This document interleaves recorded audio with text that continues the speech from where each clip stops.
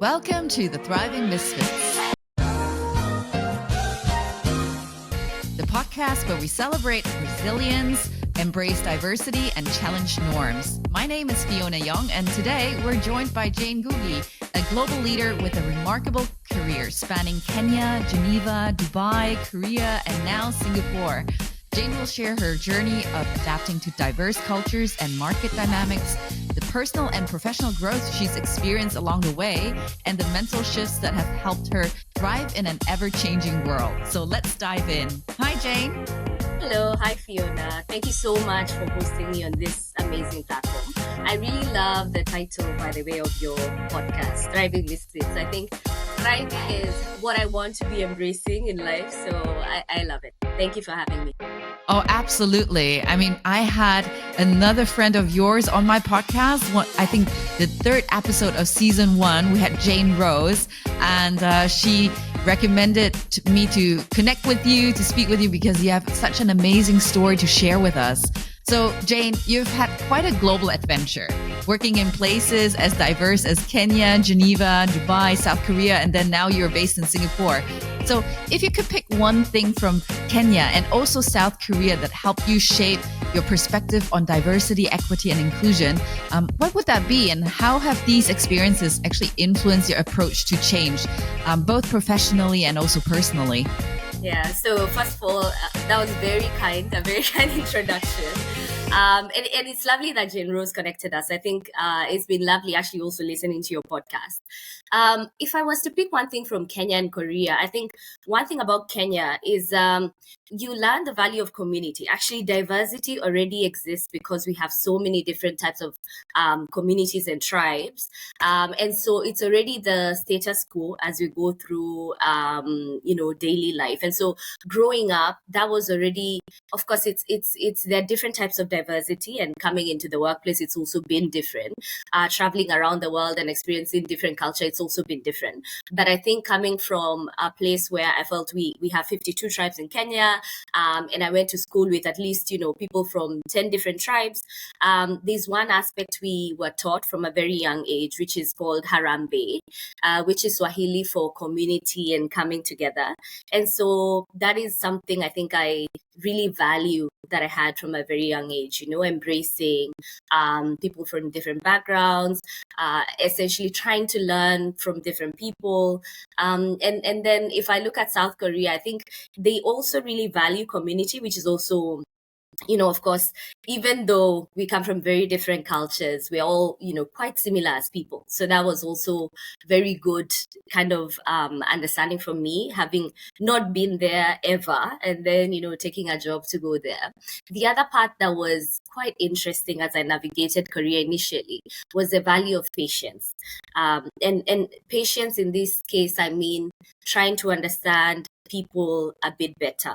I remember one incident that I had, and it was in a meeting, and it was one of my first meetings, and I had a very strong point of view, and I wanted to get it across, and I could see that even in my team, they had shared some different points of view. But because of the hierarchy potentially in the room, they did not feel comfortable to share. And so it's even I was learning through that experience to be a bit more patient, to listen, to navigate that structure. So, for example, in that situation, what I did better was then talking in a more one-to-one basis with a person to try and get the decision through, rather than kind of trying to oppose the person directly in the meeting. And so these are some of the things. So community and patience probably come up quite highly for me. Well, that's amazing because, yes, last week I was just running a webinar talking about the multi-generational workforce, and Gen Z, definitely one of the things that they should be learning more about is patience, right? And not necessarily just focusing on instant gratification, which is so easy at this day and age with the, in this digital era, everything is just happening so quickly. So patience, I think, is something that a lot of us need, not only in our work life, but also in our personal lives. No, absolutely. I mean, that one I'm still learning, to be very honest. Sometimes it's easy. You learn it in one situation and then you go and learn in a different situation, but, constantly progressing. And I think it's also with regards to the work approach that we have, right? I believe that you've traveled the world, you've, climbed up the corporate ladder for a certain reason. You're very ambitious, you're very eager. But then again, I think also like for me, having moved from Germany over to Asia 14 years ago, really had to learn that you need to mellow down a little bit, adapt to the culture here. And sometimes over eagerness can overwhelm them, right? Absolutely. I think that's, to be honest, something I learned very quickly already in my, career experience. And I realized that sometimes that over eagerness actually can be taken to, kind of, you don't have the grounding and the, let's say, capability needed to be able to do that. And so they actually question. So it might work against it. Well, let's say somewhere in the US, that over eagerness is actually taken super positively. So indeed, Yeah. adapting is quite important depending on your environment. So Jane, share a little bit more about your childhood because, like, for me, I'm such, a fan of Tanzania. Kenya is also on my list. I visited Tanzania in 2019 before the pandemic, climbed Kilimanjaro, went on a safari, and then, wanted to climb Kilimanjaro again, but then the pandemic hit us. So tell us a little bit more about your childhood. You mentioned just now about growing up with so many different tribes that really helped you to shape your view on diversity, equity, and inclusion. But in general, like how did your early years actually help you to see the world as it is now today for you in your perspective? Right. So first of all, I really want to climb Kilimanjaro. So one, congratulations. I mean, that's no small feat. I haven't done it myself, despite the fact that, it's quite close to home. But hopefully soon. I think we can keep each other accountable while you're Oh, doing your, yes. I um, will remind you. And I would say it's one of my best experience ever had in my life. It's such an amazing and humbling journey to climb the mountain like for 6 days without showering, without, properly sleeping on a bed. But it's really such a humbling experience. And I think it's even better if you can do it with someone who is dear to your heart. Yeah. No, I will definitely plan this one.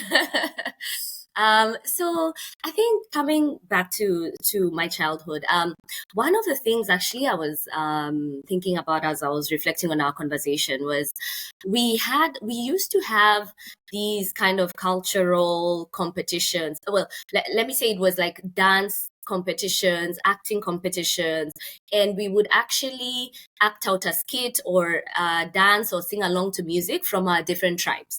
And so that actually, in a way, it's very subtle. And actually, even in today's world, if I look at things that connect people from different communities and from different countries and, from different races, music, entertainment really connects us.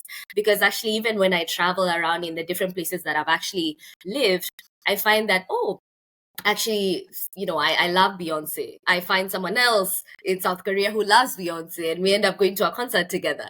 Or I go to Geneva, and then I find someone who loves Burna Boy, who's a Nigerian artist, and we go to a Burna Boy concert together in Paris, and it's those kind of things. As music has such powerful part to play, and one thing that we had growing up, and I don't know if it's still there, is that we would have national competitions around music, dance, and drama, and in that way we were traveling up around different parts of the country and actually appreciating the culture from the different tribes. And I think that really helps to really understand the human condition and the person before the differences that could come up.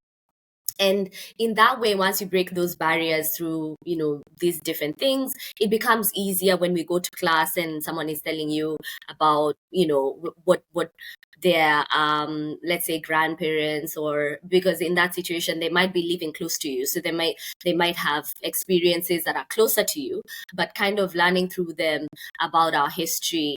And so I feel like that shaped quite a bit of the approach that I have today as well, just wanting to understand what are the different motivations that people have. So even when I move to a place or when I have a new team, I really take time to understand who they are, where they come from, what is their background like, how did they grow up, of course, within as much as they are comfortable to share, because also that was also a learning for me that sometimes, you only get as personal as someone is willing to share. But I think it's just the interest, and something that helps is sharing your own experience also.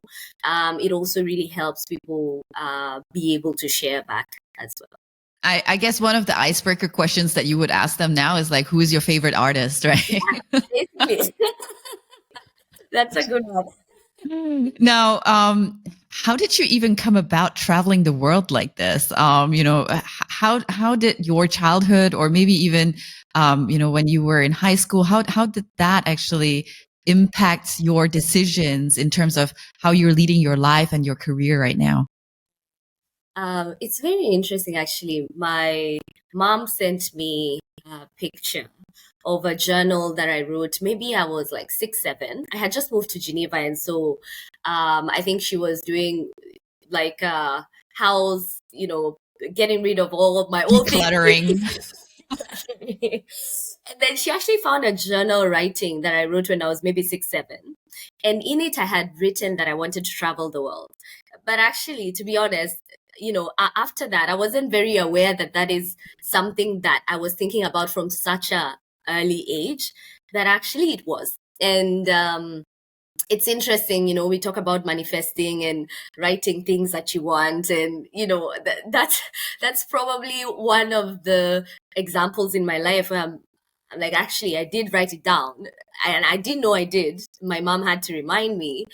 She also did not know that I did. So she actually just happened to find this piece of writing. And I guess I always wanted to travel. And somehow when I started working, of course, I was fortunate enough to kind of start in a global company, and I said my interest, and I said that I would love to have opportunities to go in different places. And then as I progressed, of course, depending on how my performance was on the role, then opportunities continued to line up. And I was fortunate enough to actually have people within my career that were actually supportive of this, which is also quite big privilege, I would say, having the right people to sponsor you and sponsor those kind of moves. And also registering my interest at the same time. I think that combination was also quite helpful for me to be able to get those opportunities. And I continued to raise my hand every time there was an opportunity. Okay, I'm willing to do this. I remember when my boss came to tell me about the Korea role, he did not expect me to say yes. Actually, he already expected a no. But in a way, he was surprised. It was an immediate yes. Although I did not know much about South Korea, I had never been to South Korea at the time. The only country in Asia I had visited was actually two. It was Vietnam and Singapore. So I had very limited awareness in that sense from geography point of view, like how the place is. But I embracing that discomfort also helps, because I love learning. Why did he actually assume that you would immediately say no, though? I think because he had assumed that actually that move had never happened. So from the region that I was coming from, so which is India, Middle East, and Africa, people were not moving to Asia Pacific in general. Actually, if at all, maybe there was only, and it's a very big company, global company, but if at all, there were probably only few moves that had happened to Singapore. Actually, there was no move that had happened to South Korea. And so I guess maybe the precedence was that people were probably a bit hesitant to move so far away from home. But I'm so happy that I took that opportunity, because it was such a big growth moment for me, from a career pivotal moment, and just personally getting to know. And, now I have so many amazing friends and experiences that I can look back on as such a major moment in my life. So that's fantastic. And when you mentioned the part of the journal that you actually have written it down as a goal, it gave me goosebumps, because that's exactly what I've done as well when I was not 6 or 7 years old, but in my early teenage years. I was based in Germany at that time, and I've never visited Hong Kong, really. And for some reason, back in the days as a Chinese, growing up in Europe, you still watch like the dramas. So your parents would, exchange those VHS cassettes with dramas with their friends, and then you'll watch them. And I always felt like, wow, I would love to live and work in such a vibrant city in Hong Kong. And I've actually written it down, and it took a while, but it actually eventually happened. And very similar to you as well, because I was living in Germany. I studied in the States, which I've also written it down as one of my goals, and it actually happened. I was very vocal. First of all, I think it is about being clear about what your career aspirations are, right? Whether it's with regards to a specific role or with regards to geographical location. I think it's about being very specific about that. And then what you have mentioned is about sharing it with others, communicating it with others who can support you, who can sponsor you. Because the first thing, you got to be clear about your goals. But if you don't communicate them, no one is able to help you on that, right? So that eventually also helped me to move all the way from Germany to Hong Kong in 2010.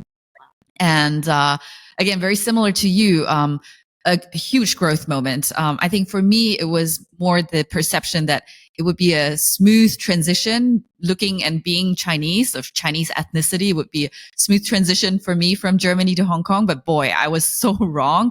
There was this huge reverse culture shock, I would say. And so how was that for you? I mean, I've spoken to, some of, friends from Kenya as well. We talked about intersectionality, because we're not only women at that time, we were also young, and then people of color, right? So how was that experience, especially for you, working in a very, I would say, a culturally homogenous culture, like a society like South Korea? Right. Very, to be honest, interesting. I think in the workplace, much easier, I would say, than in my personal life, because in the workplace, I was lucky enough to be working in an international company. And so there's a lot already of sensitization on diversity and inclusion. So in that sense, there was, of course, some subtle things that I had to navigate. But I would say the big ones, when you ask the question, I can think about is in my personal life. Not every time, but many times I would get into a taxi going to my apartment. I had so many questions. Do you really live here?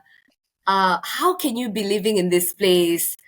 Or do you have a Korean husband? Like so many questions. Are you really alone here?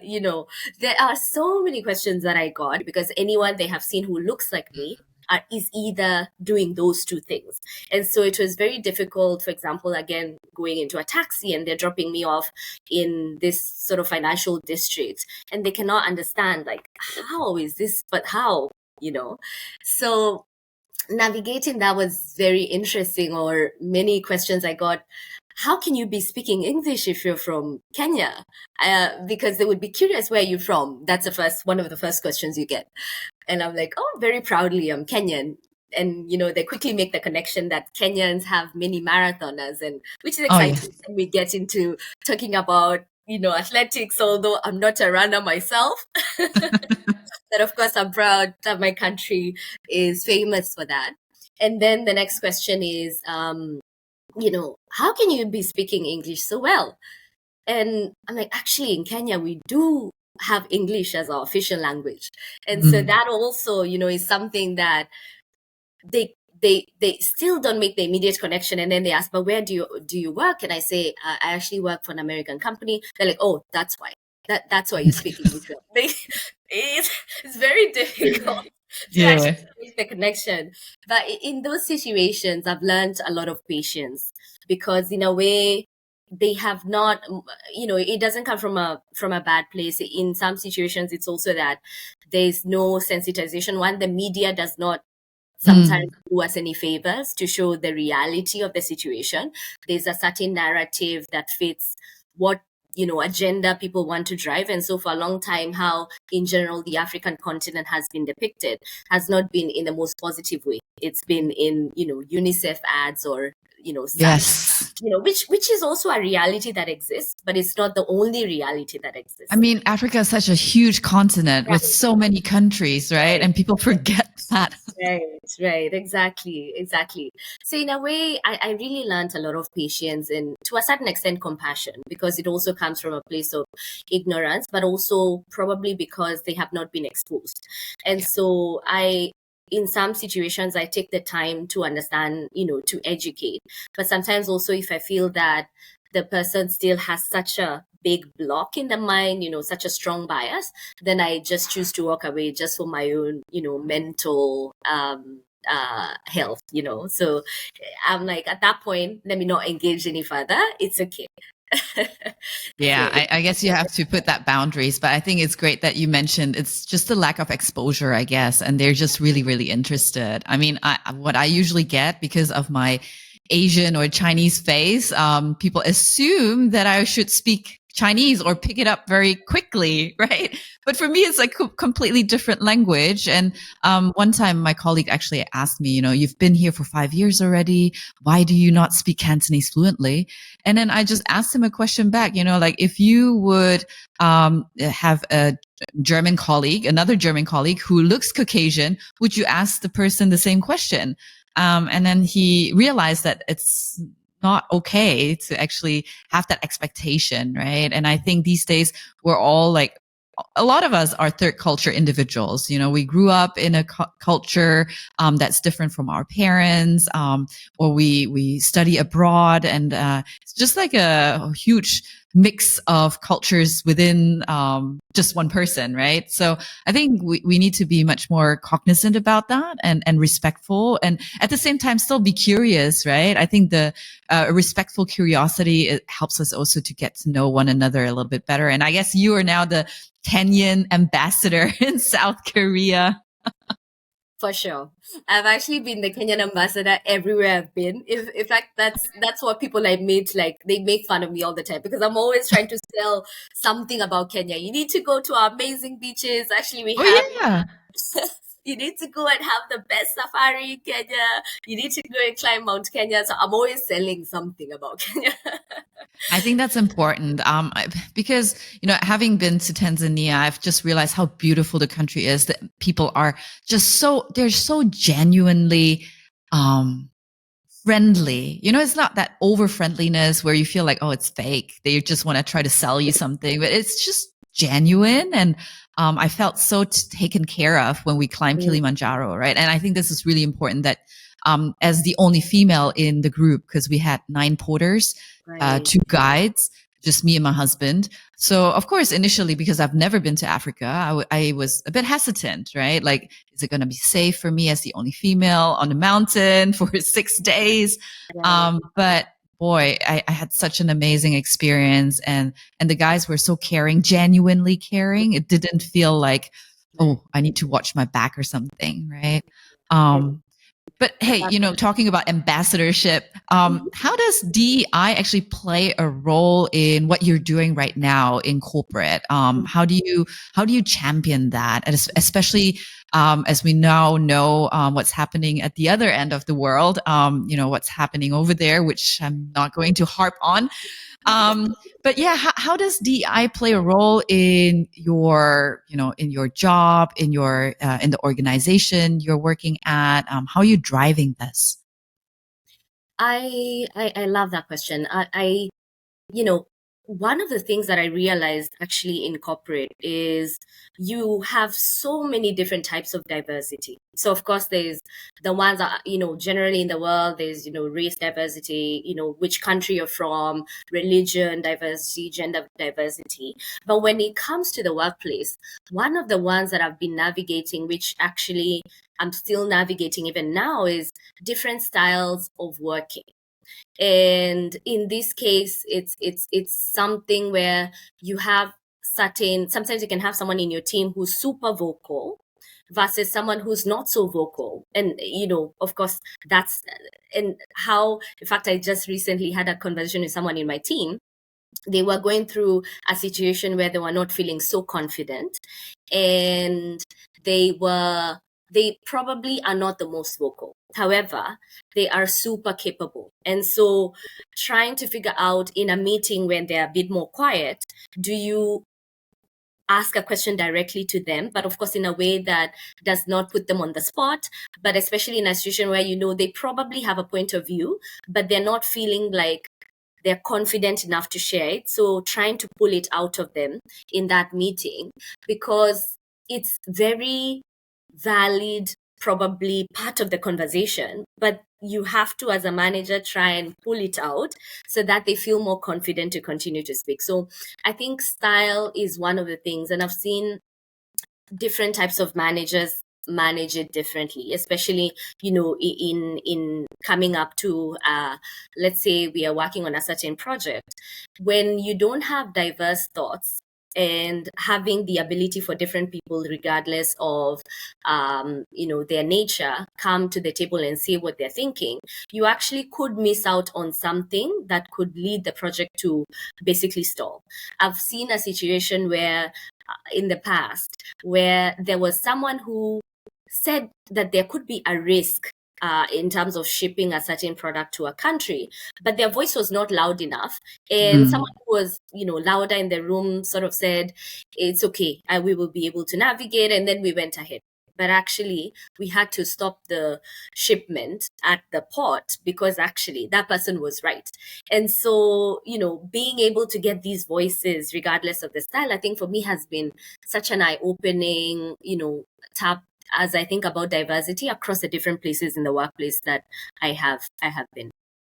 No, I think I like that you mentioned this, because I feel people who are extroverted are being put on a pedestal, whereas those who are a little bit less vocal, they seem to have struggles to have a voice at the table. And I think managers, leaders really need to ensure that everyone feels heard and listened to, right? And like you mentioned, it doesn't have to be exactly in that meeting. You can actually pull them aside, ask them, what are their thoughts? It doesn't always have to be, we shouldn't romanticize or glamorize, people being extroverted, right? I think that, having said that, I'm an extreme extrovert. But I think we have lots to learn from introverts as well. Patience, humility. And, I think I guess also you mentioned you're working in an American firm, American company. And I think we all know it's based on research. America is one of the most extroverted societies, and they really value that. And I think, especially American companies who are now operating in Asia, they should also realize that there are other ways to succeed in business, in their careers, without having to constantly be the one raising their hands in a meeting and, speaking up. Absolutely. I think one thing I would add on that, and I love what you said. Actually, it's about adapting depending on, where you are, and taking up, now that I'm in this environment, how do I adjust the styles to make sure that I'm getting the best outcome for the business? One of the other things is, and it's also as just, with the company I'm working for, we're trying to navigate, is also people have very different learned experiences. And this one, I'm talking more like nationality, diversity. And actually, you can find so much value by incorporating different ways of thinking depending on where people come from. And in this case, if I take, like, for example, when I'm talking to a Japanese colleague, they're so amazing at how when we formalize a plan, how exactly is the plan going to be executed in a very, precision style, rigor that, we get really the project will be successful because we will meet the deadlines and, within the guardrails that we have set. While I have really close friend of mine, actually she's a Nigerian colleague. She's also very entrepreneurial in her mindset and thinking. She's really thinking outside the box, and it's amazing when she suggests something in the meeting room that is very different from how people are thinking. And it's about also her learned experience, because Nigeria again is a very vibrant country, and known across the world as being very open, and they have very diverse thinking. And because of her learned experience, that's also how she thinks. And both are, very important at the table, because you want to make sure you are able to diverge enough. But at the same time, once you converge, then you're able to get the project to be a success. So I think that's a really good part as well. And that's what you mentioned, right? Diversity of thoughts. It's not just having, gender represented, I don't know, cultures, all the aspects that you can visibly see, right? When we look at an iceberg, this is typically all the diversity aspect that we can see of a person. But I think it's more about, what's beneath the surface that we can't see, the 90% of the iceberg. So it's the different types of thoughts and perspectives, and putting, having that kind of Avengers team, right? Everyone has their own superpowers. Everyone's unique. Everyone's different, but together it's really about, having that common goal that you want to achieve. Now, let's hear about one last key advice that you would give to someone who feels that they don't feel they belong. They feel a bit like a misfit, but they really want to, maybe that they are at the start of their careers. How can they navigate that and maybe be as successful as you are, traveling the world? What is your key advice to that person? Okay. I would say staying curious has really been a big enabler for me. I think that's one of the things I would say.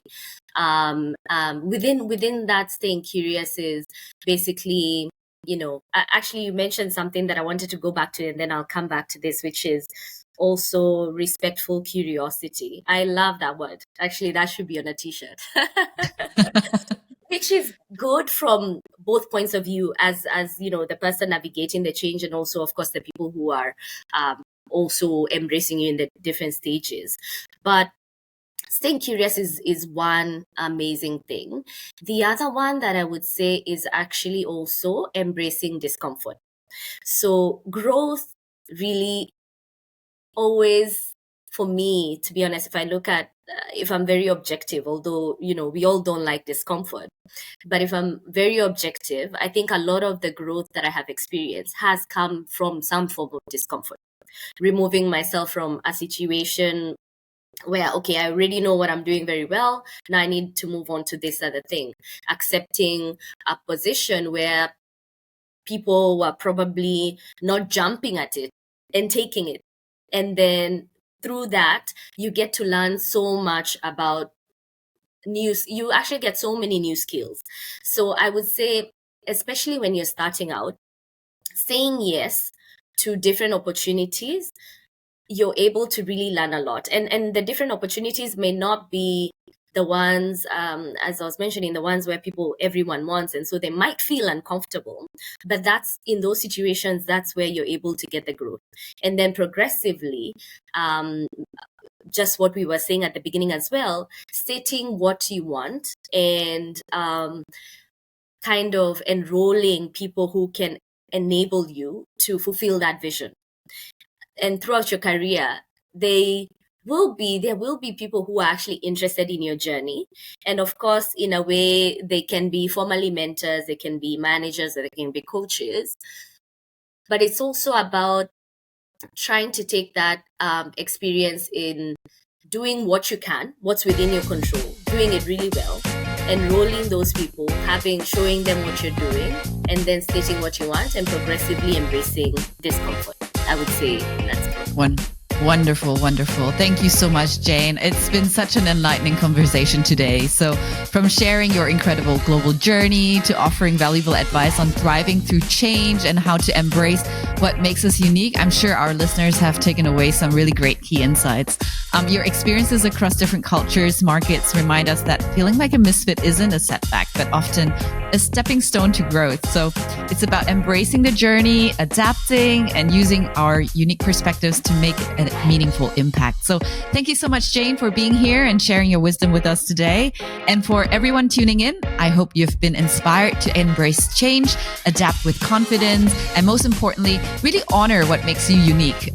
Don't forget to like and subscribe to our podcast on Spotify, YouTube, and Apple Podcasts, and stay tuned for our next episode on the Thriving Misfits. So until the next time, keep thriving, Misfits.